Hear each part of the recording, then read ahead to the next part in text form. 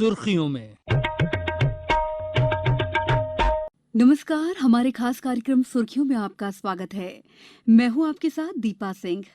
आजादी के अमृत महोत्सव पर विशेष इस कार्यक्रम में आइए सुनते हैं स्वाधीनता के लिए भारत के अविस्मरणीय संघर्ष में मातृभूमि की रक्षा के लिए अपने प्राणों को न्यौछावर करने वाले अमर शहीदों की वीर गाथा।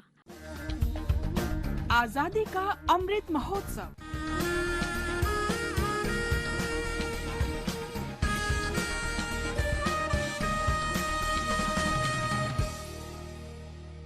आजादी का सफर आकाशवाणी के संग, एक राष्ट्र का जन्म। भारत का शानदार स्वाधीनता संघर्ष आधुनिक विश्व के महानतम संघर्षों में से एक है। आकाशवाणी आपके लिए रोजाना ला रही है इस शानदार संघर्ष की झलक। आज की कड़ी में हम बात करेंगे महान तमिल योद्धा बुलितेवन की।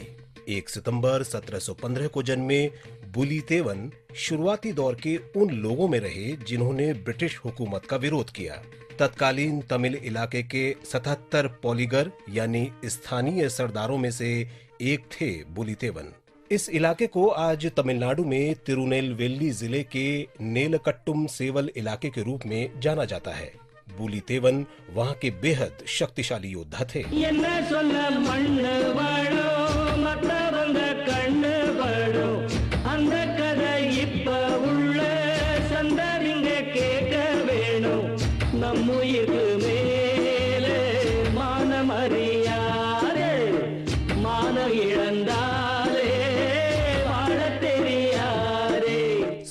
सदी के आखिरी दिनों में दक्षिण भारत के शक्तिशाली विजयनगरम साम्राज्य के विघटन के बाद पल्यम का शासन कायम हुआ।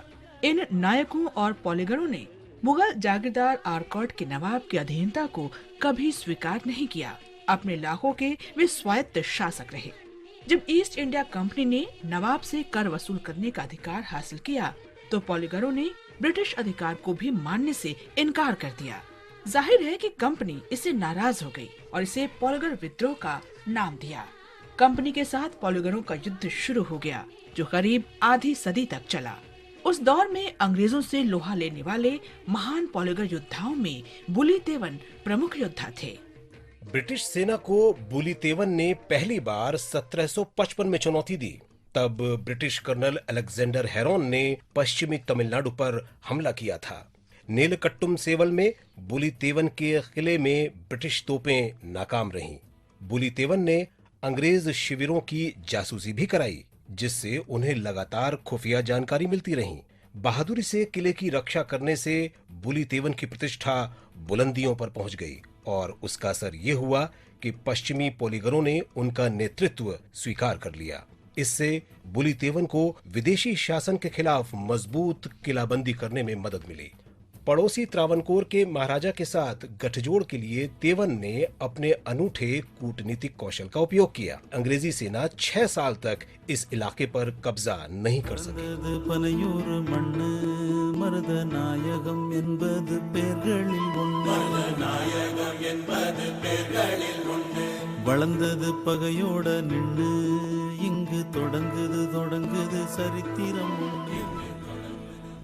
बाद में अंग्रेजों ने नए आसामी की नियुक्ति की। इस बीच वे फूट डालने की कोशिश भी करते रहे। इसका असर भी हुआ और पॉलीगरों का त्रावणकोर के साथ हुआ गठबंधन टूट गया। जिस यूसुफ खान को कंपनी सरकार ने आसामी बनाया वो स्थानीय निवासी था और बाद में उसने इस्लाम स्वीकार कर लिया था।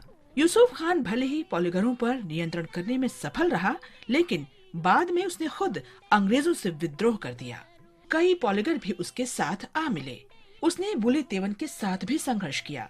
चूँकि उसे पॉलीगरों का भी समर्थन मिलता रहा, लिहाजा बुले लगातार अपने इलाके खोते गए। त्रावणकोर की सेना भी यूसुफ की सहयोगी बन गई, लिहाजा दोनों ने मिलकर बुली पर हमला किया।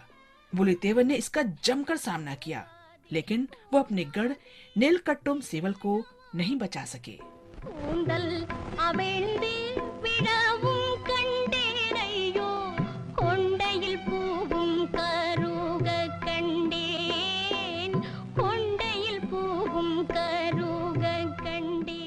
पराजय के बावजूद बुलितेवन तमिलनाडु की जनता के हीरो रहे। विशेष रूप से तिरुनेलवेली और आसपास के इलाकों के लोग उनका बहुत सम्मान करते हैं। तिरुनेलवेली का बुलीतेवन पैलेस उनका मुख्यालय था, वहीं उनका जन्म भी हुआ था और उन्होंने अंतिम युद्ध भी यहीं लड़ा था। तिरुनेलवेली में आज भी पूरे समर्पण और सम्मान के साथ हर साल बुलीतेवन की जयंती मनाई जाती है। आज हम बात करेंगे महान लेकिन भूले बिसरे क्रांतिकारी कन्हैयालाल दत्त की। उनका जन्म 31 अगस्त 1888 को अविभाजित बंगाल के चंदन नगर में हुआ था। कन्हैयालाल दत्त राष्ट्रवादी जुगांतर समूह से जुड़े थे, जो उस समय भारत की स्वतंत्रता के लिए बंगाल में संचालित दो मुख्य और भूमिगत क्रांतिकारी संगठनों में से एक था। कन्हैयालाल ने 20 वर्ष की युवावस्था में ही मातृभूमि के लिए प्राण न्यौछावर कर दिए थे।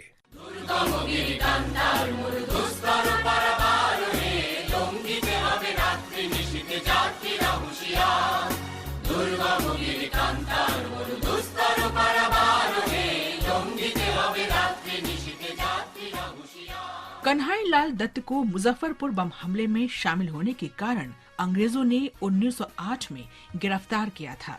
उनके साथ कम से कम 40 क्रांतिकारी भी पकड़े गए थे। कुछ महीने बाद दत्त और उनके मित्र सत्येंद्र नाथ बोस को नरेंद्र नाथ गोसाई की हत्या का दोषी ठहराया गया।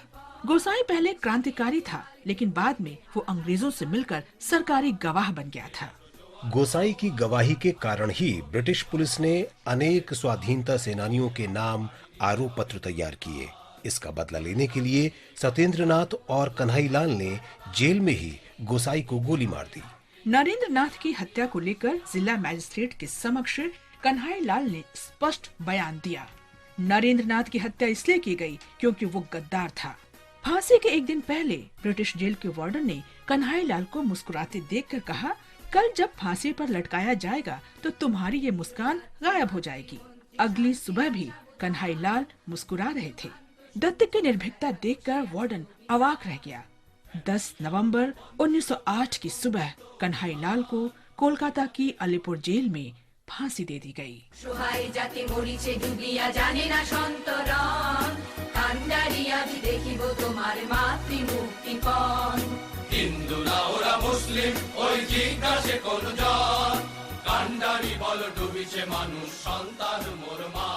कन्हैयालाल के बलिदान के करीब 15 साल बाद मोतीलाल रॉय ने उनकी स्मृति में चंदन नगर कस्बे से बांग्ला भाषा में पुस्तक प्रकाशित की। उस समय चंदन नगर फ्रांस के कब्जे में था, लेकिन अंग्रेजों ने सी कस्टम्स एक्ट 1878 के तहत उस पुस्तक पर प्रतिबंध लगा दिया। इस अधिनियम में ब्रिटिश क्षेत्रों में भेजी जा रही किसी भी आपत्तिजनक सामग्री को प्रतिबंधित करने का प्रावधान था। इस पुस्तक में मोतीलाल ने उन पलों को याद किया था जब उन्होंने अंतिम संस्कार के समय कन्हैयालाल के पार्थिव शरीर के दर्शन किए थे। उन्होंने पुस्तक में लिखा था कि कन्हैयालाल के चेहरे पर योगी जैसी शांति थी और उनके शरीर पर कोई भी ऐसा निशान नहीं था जिससे मृत्यु के समय भय का पता चलता हो। कन्हैयालाल की फांसी की लोगों के बीच खूब चर्चा हुई। देश के लिए अपना जीवन उत्सर्ग करने के कारण वे जनमानस में बस गए। राष्ट्र सेवा के लिए कन्हैयालाल के उत्साह ने बाघा जतिन, रास बिहारी बोस, मास्टरदास सूर्य सेन और उनके समूह के सदस्यों सहित अनेक महान बंगाली क्रांतिकारियों के दिलों में आजादी की ज्वाला और तेज कर दी। कन्हैयालाल दत्त जैसे शहीदों के बलिदान और अप्रतिम देश सेवा का भारत सदैव ऋणी रहेगा।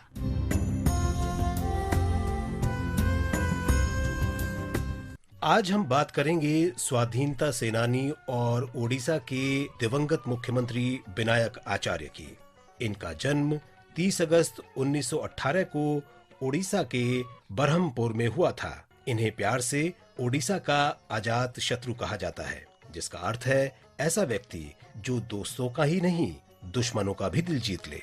खद्दरधारी विनायक आचार्य सीधे साधे और मृदुभाषी व्यक्ति थे। विनायक आचार्य ने भारत छोड़ो आंदोलन में सक्रिय रूप से भाग लिया। इस आंदोलन का बरहमपुर पर बहुत प्रभाव पड़ा। उन्होंने ओडिशा के चहुमुखी विकास के सभी चरणों में महत्वपूर्ण भूमिका निभाई।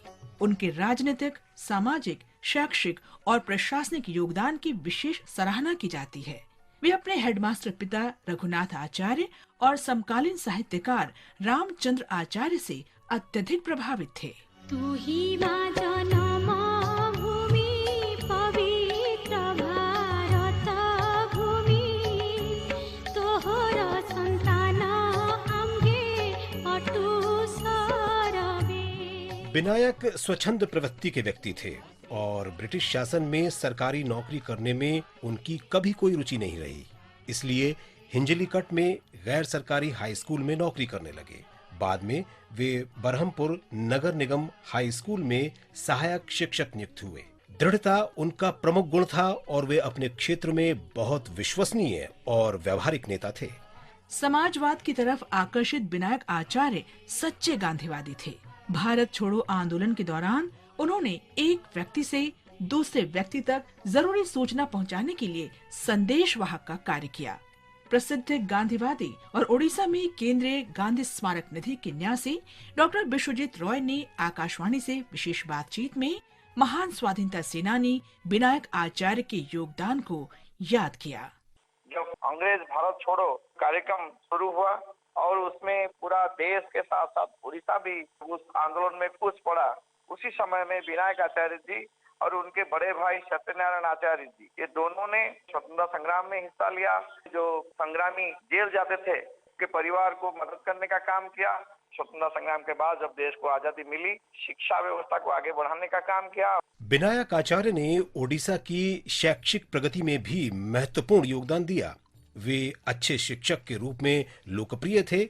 उन्हें बरहमपुर और गंजम जिले के ही नहीं बल्कि संपूर्ण ओडिशा के विद्यार्थी पसंद करते थे। सभी उन्हें प्रेम से बीनू मास्टर कहते थे। इस दौरान उन्होंने समाज के वंचित लोगों की सहायता के लिए नवोत्कल सेवा संघ का गठन किया। उन्हीं की पहल से गरीब विद्यार्थियों के सहायता के लिए हरिदाखंडी मठ की स्थापना हुई। उन्होंने दलित समाज के हित के लिए भी कार्य किए और उनके साथ भोजन करके नई परंपरा शुरू की।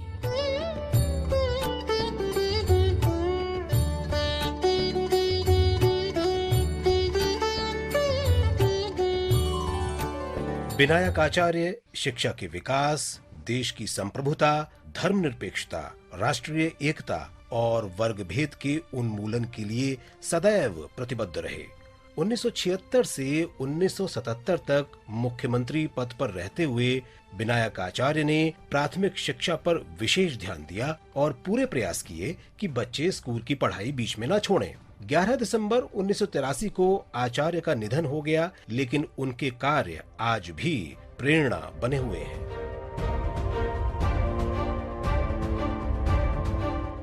राष्ट्र हित में निस्वार्थ सेवा भाव के लिए विनायक आचार्य लोगों के दिलों में आज भी जीवित हैं। समाज सुधारों के लिए उनका उत्साह लोगों को सदैव समाज के कमजोर वर्गों के उत्थान और सशक्तिकरण के लिए कार्य करने की प्रेरणा देता रहेगा।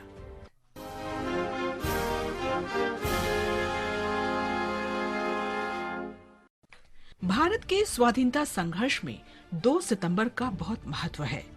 1946 में इस दिन भारत की नई संविधान सभा के जरिए अंतरिम भारत सरकार का गठन हुआ था। भारत में अंग्रेजों के आगमन के बाद पहली बार भारतीय लोगों के हाथ देश की कमान आई। अंग्रेजों से सत्ता हस्तांतरण की जिम्मेदारी इसी सरकार को ही निभानी थी। बुनियादी तौर पर सरकार का प्रमुख अंग्रेज वायसराय ही थे, लेकिन बाद में उसे मंत्रिपरिषद में बदल दिया गया। मंत्रिपरिषद के उपाध्यक्ष के नाते जवाहरलाल नेहरू अंतरिम सरकार के प्रधानमंत्री बने। वल्लभ भाई पटेल के पास गृह मंत्रालय और सूचना प्रसारण मंत्रालय का प्रभार था। ये अंतरिम सरकार 15 अगस्त 1947 को आजादी मिलने तक कायम रही। New Delhi, and although the scene looks quiet enough, there was naturally tense excitement when members of India's interim government, under the leadership of Mr. Nehru, went to the Viceroy's house. They were received by Lord Wavell, who was to administer the oaths of allegiance, of office and of secrecy, whereby Indian affairs passed into the care of an all-Indian cabinet. Bharat अगस्त 1947 तक Britain की संप्रभुता में रहा, लेकिन अंतरिम सरकार ने America सहित अन्य देशों के साथ राजनयिक संबंध स्थापित किए। संविधान सभा के सदस्यों से ही अंतरिम सरकार बनी थी, जिसने स्वतंत्र भारत के संविधान का मसौदा तैयार करना भी आरंभ कर दिया था। आज हम महान क्रांतिकारी वीरेंद्र नाथ चट्टोपाध्याय को भी श्रद्धांजलि अर्पित कर रहे हैं। प्रसिद्ध स्वाधीनता सेनानी सरोजिनी नायडू और जाने माने बांग्ला कवि तथा संगीतकार हरींद्र नाथ चट्टोपाध्याय के भाई वीरेंद्र नाथ चट्टोपाध्याय को विदेशी धरती पर अंग्रेजी साम्राज्यवाद के खिलाफ अभियान चलाने का श्रेय है। यूरोप और अमेरिका में उन्होंने भारत में जारी अंग्रेजी शासन को लेकर जमकर अभियान चलाया।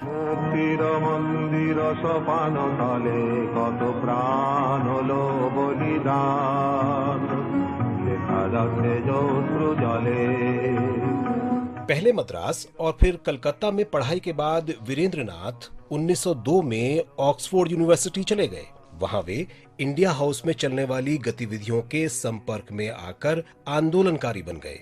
इंग्लैंड में चट्टोपाध्याय का यूरोपीय क्रांतिकारियों से गहरा रिश्ता बना।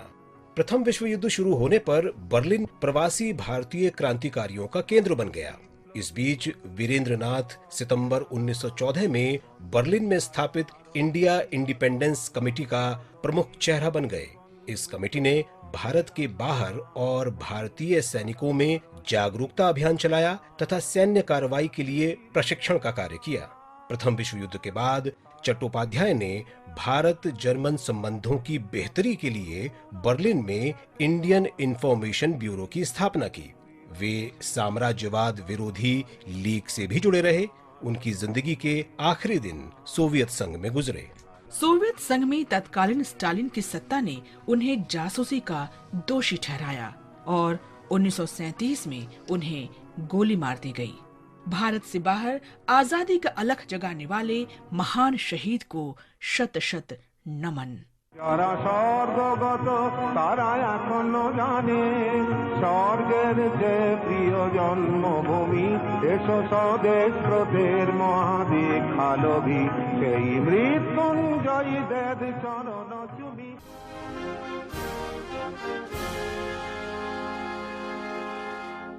आज बस इतना ही। आजादी का सफर आकाशवाणी के संग फिर मिलेंगे नई कड़ी के साथ। सुर्खियों में